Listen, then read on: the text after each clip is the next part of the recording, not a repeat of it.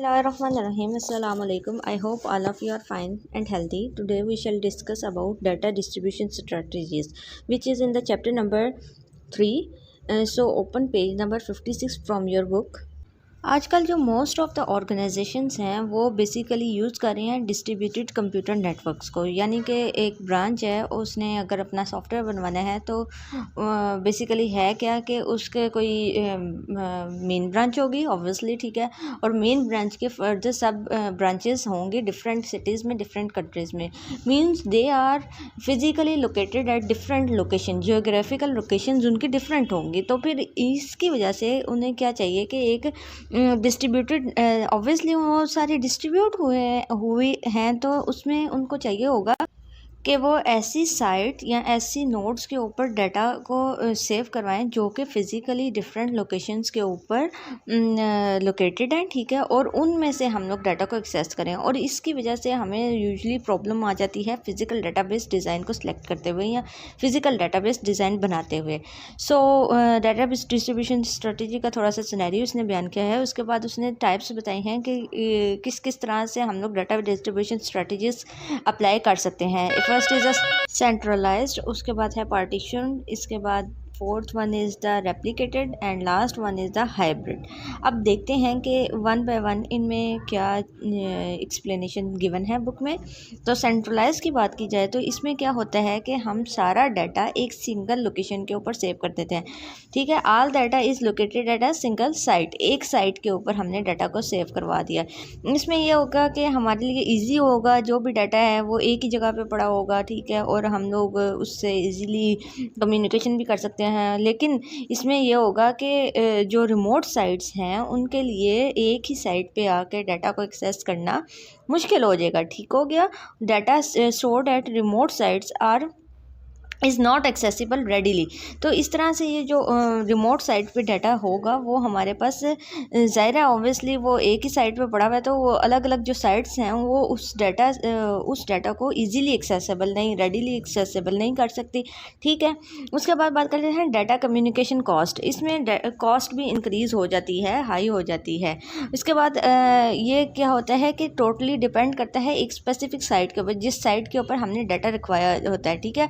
अगर वो central system ही fail हो जाएगा तो हमारा पूरा सिस्टम, डाटाबेस सिस्टम फेल कर जाएगा, ठीक हो गया। इसके कुछ डिसएडवांटेजेस भी हैं और इसके कुछ एडवांटेजेस भी हैं। अब नेक्स्ट बात कर लेते हैं पार्टीशन की। पार्टीशन में होता है कि in this strategy the database is divided into partitions and fragments. हम डाटाबेस को पार्टीशंस में और फ्रेगमेंट्स में डिवाइड कर लेते हैं, और ठीक है, और each partition is assign to a particular site, और एक पार्टीशन को हम किसी एक साइट के ऊपर रख देते हैं, ठीक है। इसमें एडवांटेजेस ये होता है कि जो भी जिस लोकेशन पे फॉर एग्जांपल हमारे पास बैंक्स का डाटा है, ठीक है, बैंक्स की एक मेन ब्रांच होती है, आपको पता होगा, फिर फर्दर ब्रांचेस होती हैं। अब फॉर एग्जांपल जो खारियां में लोग हैं, ठीक है, फॉर एग्जांपल उनका जो डाटा है वो खारियां वाली ब्रांच में शिफ्ट कर दिया जाएगा। अब वो डाटा जो होगा खारियां वाले लोगों का वो इजीली खारियां वाली ब्रांच से एक्सेसिबल होगा, ठीक हो गया, बजाय कि वो किसी और साइट पे जाके और कराची वाली जो मेन ब्रांच है, ठीक है, वहाँ से एक्सेस करें। उनके लिए इजी हो जाएगा, जो उनका अपना डाटा है, अपने कस्टमर्स का डाटा है, वो इनके पास होगा, वो ईज़िली एक्सेसिबल कर सकते हैं, तो इसलिए आसानी हो जाएगी, ठीक हो गया। The major advantage of this strategy is that data is moved closer to the local user, ठीक हो गया, ये बात तो क्लियर होगी। Data become very easily accessible, इस तरह से हमारे पास डाटा जो होगा वो इजीली एक्सेसिबल होगा ऑब्वियसली। नेक्स्ट स्ट्रेटजी जो थर्ड वन हम यूज़ करते हैं that is replicated. Replicated strategy क्या कहती है? In this strategy the full copy of a database is sine to more than one spot one site in the network. इसमें ये चीज़ होता है कि अगर हम लोगों ने 5 स्पॉट्स के ऊपर डाटा को सेव करवाना है तो फुल कॉपी ही सेव कराएंगे, ठीक हो गया। जितने बैंक के अगेन एग्जाम्पल लेते हैं कि हमारे पास 5 ब्रांचेज हैं, ठीक है, एक बैंक की इतनी तो नहीं होती लेकिन ज़्यादा होती हैं, लेकिन अभी हम लोग फॉर एग्जाम्पल के हम लोग कंसिडर कर लेते हैं 5 ब्रांचेज हैं, ठीक हो गया। अब 5 ब्रांचेज हैं तो हर 5 ब्रांच के पास पूरी डाटाबेस का रिकॉर्ड होगा, ठीक हो गया। हमारे पास जो टोटल डेटाबेस होगी उसका डाटा जो होगा हर ब्रांच के ऊपर पास अलग अलग होगा, ठीक है। इसमें ये चीज़ आ जाती है रेप्लिकेटेड। अब बात कर लेते हैं नेक्स्ट क्या कह रहा है कि इसमें this strategy maximize local access. Local access ज़ाहिर है मैक्सिमाइज हो जाएगी क्योंकि हर किसी के पास डाटा होगा, लेकिन इसमें प्रॉब्लम्स आ जाएंगी जब हमने डाटा को अपडेट करना होगा। अब डाटा अपडेट करना होगा तो ऑब्वियसली हमने कुछ ऐसे सिंक्रोनाइजेशन यूज़ करने, कोई ऐसा प्रोसेस यूज़ करना होगा कि एक जगह पर डाटा अपडेट हो रहा है तो दूसरी तमाम 5 मतलब फॉर एग्जांपल 5th ब्रांच में अगर डाटा अपडेट हो रहा है तो बाकी के जो 4 ब्रांचेस हैं उसमें भी डाटा अपडेट हो, तो फिर इस तरह की प्रॉब्लम्स हम लोगों को फेस करना पड़ जाएंगी इसमें। नेक्स्ट बात कर लेते हैं हाइब्रिड। हाइब्रिड में हमने ये पढ़ा था कि इसको हम क्रिटिकल और नॉन क्रिटिकल फ्रेगमेंट्स में डिवाइड कर देते हैं डाटा में। अब the critical fragments are stored at multiple site, ठीक हो गया। वो फ्रेगमेंट जिसके अंदर हमारा डाटा क्रुशियल होता है, इंपॉर्टेंट डाटा होता है, उसको हम लोग मल्टीपल साइट्स पे मतलब के रख देते हैं, ठीक हो गया। और जो नॉन क्रिटिकल फ्रेगमेंट्स होते हैं उसको हम किसी एक साइट पे ही रख देते हैं क्योंकि वो इतना इंपॉर्टेंट नहीं होता, लेकिन हमारे लिए डाटा तो इम्पॉर्टेंट है, लेकिन प्रायोरिटाइज़ करना होता है ना। तो प्रायोरिटाइज में ये चीज़ है कि कुछ हमारे पास क्रिटिकल फ्रेगमेंट्स बन जाते हैं, कुछ नॉन क्रिटिकल फ्रेगमेंट बन जाते हैं। बात क्लियर होगी। इसके बाद बात कर लेते हैं फाइल ऑर्गेनाइजेशन की। What is file organization, what are different criterias for selecting file organization. File organization है क्या और उसको सिलेक्ट करने के क्या क्राइटेरिया हैं। File organization is a technique for physically arranging records of a file on secondary device. ऐसी बात है ना, सेकेंडरी डिवाइस के ऊपर हम लोगों ने फिजिकली डाटा को किस तरह से अरेंज करना है ये हमें बता देगा फाइल ऑर्गेनाइजेशन।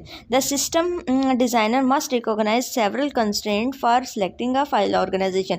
जब भी आप फाइल ऑर्गेनाइजेशन को सिलेक्ट करेंगे कुछ कंस्ट्रेंट्स हैं, कुछ रुकावटें हैं जिसको आपने अपने मद्देनज़र रखना होता है while selecting the file organization. जिस तरह की भी आप फाइल ऑर्गेनाइजेशन सेलेक्ट करने हैं, वो कंस्ट्रेंट्स क्या हैं। Physical characteristics of secondary storage devices के हमारे फिजिकल करैक्टरिस्टिक्स क्या हैं secondary storage device. For example अगर मैंने ज़्यादा लंबे अरसे तक डाटा स्टोर करवाना है तो ऑब्वियसली सीडी के अंदर तो मैं डाटा नहीं स्टोर करवा सकती, ना मैं किसी फ्लॉपी डिस्क, क्योंकि इनके लाइफ टाइम कम होते हैं बजाय। और इसके अलावा अगर मुझे कोई ऐसा डाटा स्टोर करवाना है जो मैंने लोकली नहीं एक्सेस करना, मैंने ग्लोबली एक्सेस करना है, डिफरेंट स्पॉट से एक्सेस करना है, तो बजाय कि मैं किसी हार्ड डिस्क में डाटा स्टोर करवाऊँ और हार्ड डिस्क को एक जगह से दूसरी जगह बार बार भेजती रहूँ या फिर सेंड करती रहूँ, तो मैं क्या करूँगी कि कोई ऐसी लोकेशन मतलब कि सेव करवाऊँगी, लोकेशन पे सेव करवाऊँगी, इंटरनेट की लोकेशन के ऊपर सेव करवाऊँगी ताकि मुझे वो डाटा मल्टीपल लोकेशंस के ऊपर अवेलेबल हो।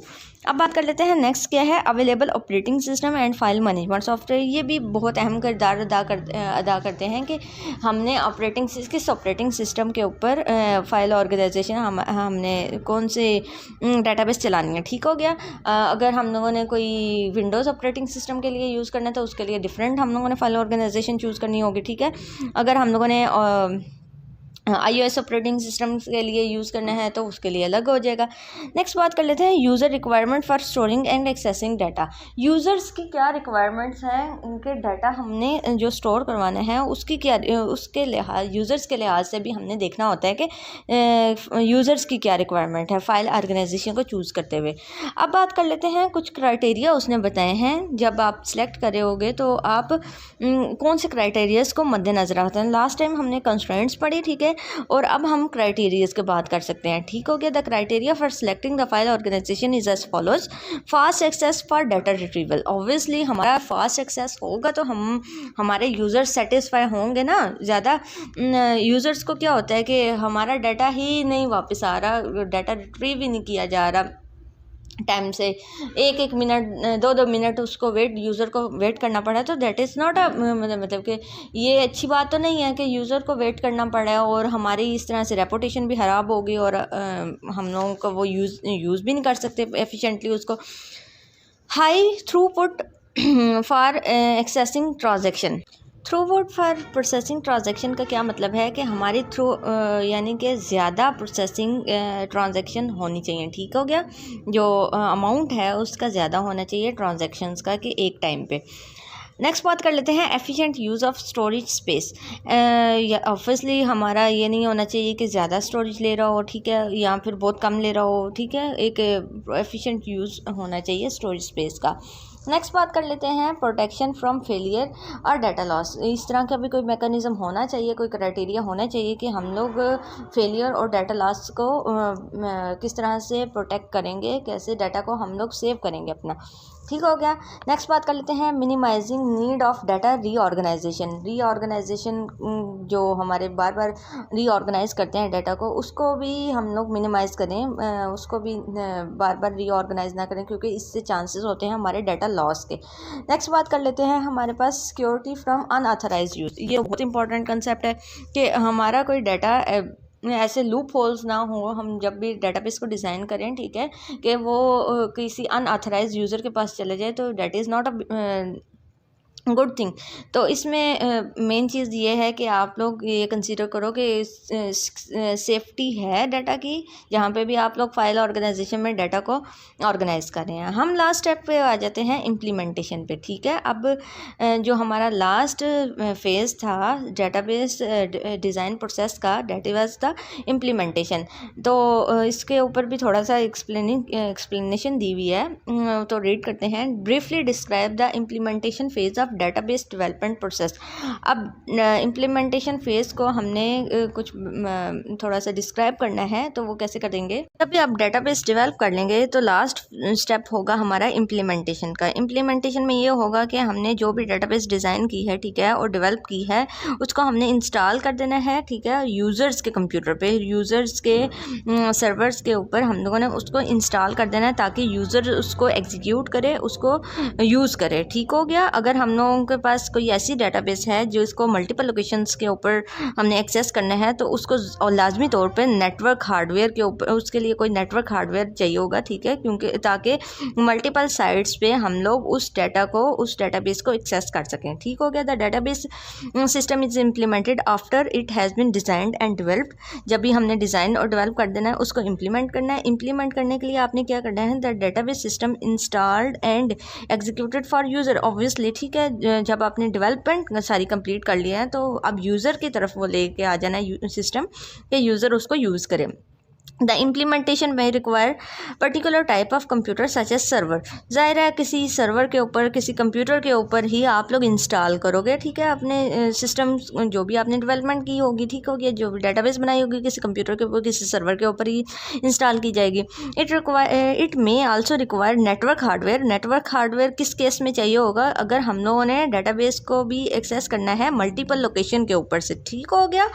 अब नेक्स्ट बात कर लेते हैं। तो ऐसे पर्सन हैं जो इम्पोर्टेंट रोल किरदार अदा करते हैं, ठीक है, उनके लिए एक इम्पोर्टेंट रोल है कि उन्होंने सक्सेसफुली डेटाबेस को इम्प्लीमेंट करना होता है। वो कौन से पर्सन हैं, हमारे पास एक डेटाबेस एडमिनिस्ट्रेटर है और नेटवर्क एडमिनिस्ट्रेटर है। इन दोनों ने क्या करना होता है, मिल के काम करना होता है, ताकि ये लोग ईजीली सक्सेसफुली इम्प्लीमेंट कर सकें सिस्टम को। अब इसके बाद ना एक चीज़ आ जाती है ऑथराइजेशन की। ऑथराइजेशन बेसिकली होता है परमिशंस के, हमारे यूज़र्स को किस हद तक परमिशन होगी कि हमारी डेटाबेस को एक्सेस कर सकें। ठीक हो गया। अब वो कौन असाइन करता है, हमारे जो मैनेजर्स होते हैं, ऑब्वियसली वो असाइन करेंगे, लोगों को देंगे कि आपकी इतनी परमिशन है। टीचर्स हैं तो टीचर्स ने इस तरह से लॉगिन करना है, और उनके ये चीज़ें वो लोग एक्सेस कर सकते हैं, उनकी परमिशंस ये हैं, ठीक है। और जैसे स्टूडेंट्स हैं, स्टूडेंट्स की परमिशंस और होंगी, स्टूडेंट्स की ऑथराइजेशन और होंगी, प्रिंसिपल होंगे तो वो उनकी ऑथराइजेशन और हो जाएंगी। ठीक हो गया। तो ये चीज़ें इसमें मैटर करती हैं। लास्ट जो पैराग्राफ है इसमें कहा जा रहा है डिस्ट्रीब्यूटेड कंप्यूटर इन्वायरमेंट में ऐसा होता है कि जो हमारे पास डेटाबेस सर्वर होते हैं और वो यूज़र्स होते हैं जिन्होंने उस डेटाबेस को एक्सेस करने होते हैं, वो 1000 किलोमीटर अपार्ट हो सकते हैं, एक दूसरे से दूर हो सकते हैं। ठीक है। उसके लिए हम क्या करते हैं, टेली कम्युनिकेशन लिंक का यूज़ करते हैं। Telecommunication link basically high speed communication link होते हैं, जिससे हम लोग डाटा को एक जगह से दूसरी जगह पर ट्रांसफ़र कर सकते हैं, एक्सेस कर सकते हैं। ठीक हो गया।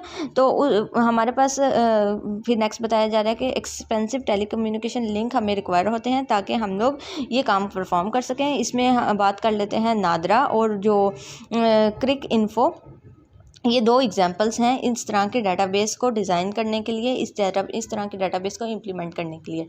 आई होप आपको आज का लेक्चर समझ आ गया होगा। टेक केयर, अल्लाह हाफिज़। We will meet again with the next video. Till then, अल्लाह हाफिज़।